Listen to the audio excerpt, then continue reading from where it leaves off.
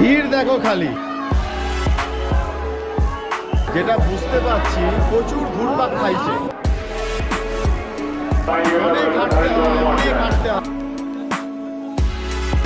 অযোধ্যা ধাম জংশনের একদম পাশে। চারিদিকে চটি জুতো ফেলা, মানে এত ঘুরপাক খাওয়ানোর আমার মনে হয় না কোনো মানে হয়। একদম মন্দিরের ফ্রন্টে চলে এসেছি, প্রায় 3-4 কিলোমিটার তো হেঁটেই ফেললাম।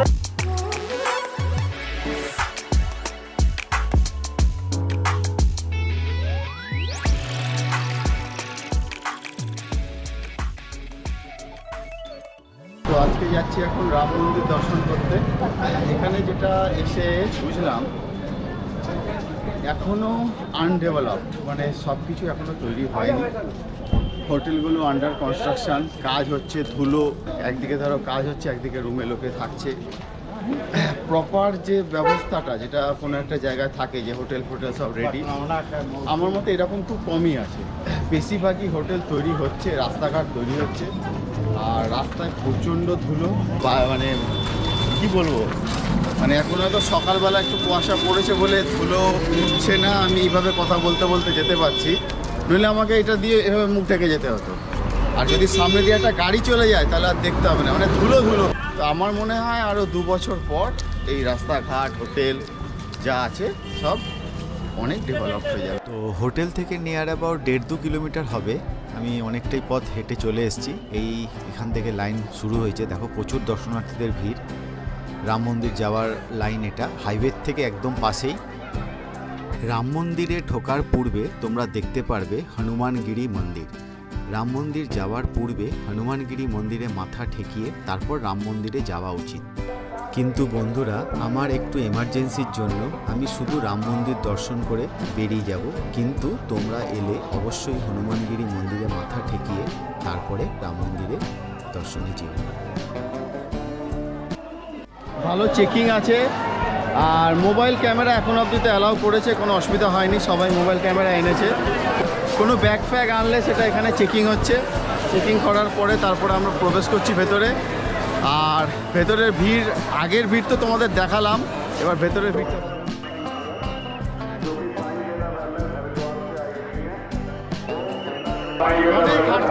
অনেক হাঁটতে হয় বাপরে বাপ, প্রায় 3-4 কিলোমিটার তো হেঁটেই ফেললাম। চটি রাখার এখানে ব্যবস্থা আছে, কিন্তু গন্ডগোল হচ্ছে যখন তুমি আসবে সেম চটি পাবে কিনা আমার ডাউট আছে। চারিদিকে চটি জুতো ফেলা, কোন গেট দিয়ে ঢুকবো আর কোন গেট দিয়ে বেরাবো আমি নিজেও জানি না।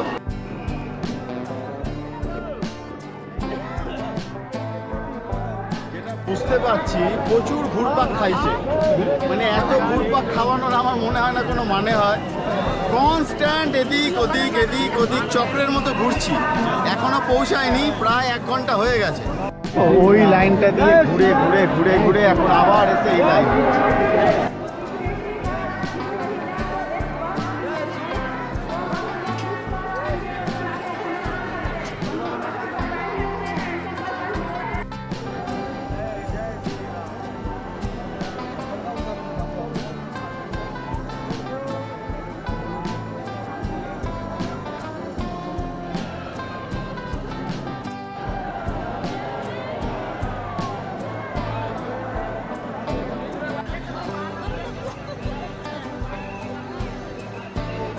চারিদিকে কাজ চলছে,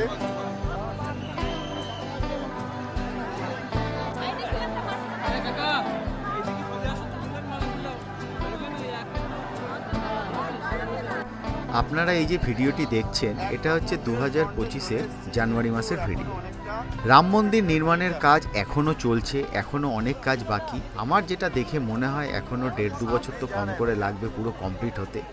এখনই অপূর্ব সুন্দর লাগছে, কমপ্লিট হলে যেটা কী হবে বলা মুশকিল।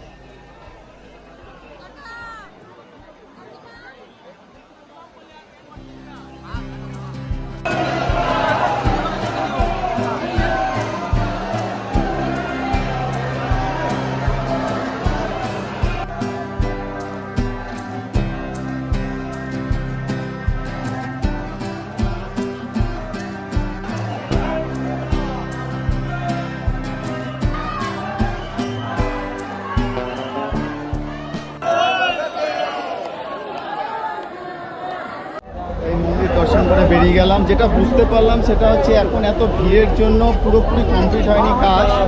মেবি হয়তো ওই কারণে মোবাইল ক্যামেরা এসব সব অ্যালাউ করছে, বাট কটা দিন পর এগুলো সব রেস্ট্রিকশন হয়ে যাবে। তারপরে এত লাগেজ ব্যাগ নিয়ে সব ঢুকছে, এটাও আমার মনে হয় না, যেহেতু এখনও নির্মাণের কাজ চলছে। দেখো সব টাইলস রাখা, দেখো দাদা।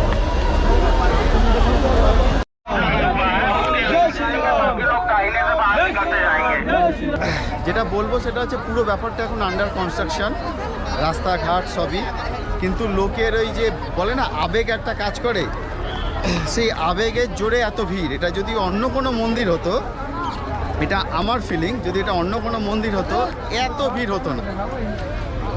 যেহেতু এটা আন্ডার কনস্ট্রাকশনেও এত ভিড় তোমরা নিজের চোখে দেখলে। তো যাই হোক, রেলওয়ে স্টেশন এখান থেকে 1.5 কিলোমিটার মতো হবে মন্দির থেকে, ওই 5-6 মিনিটের রাস্তা। তো অযোধ্যা এলে অযোধ্যা রেলওয়ে স্টেশনে নেমে এখান থেকে মন্দির দর্শন করতেই পারো, আর আশেপাশের জায়গাগুলো একটু ঘুরে দেখতে পারো।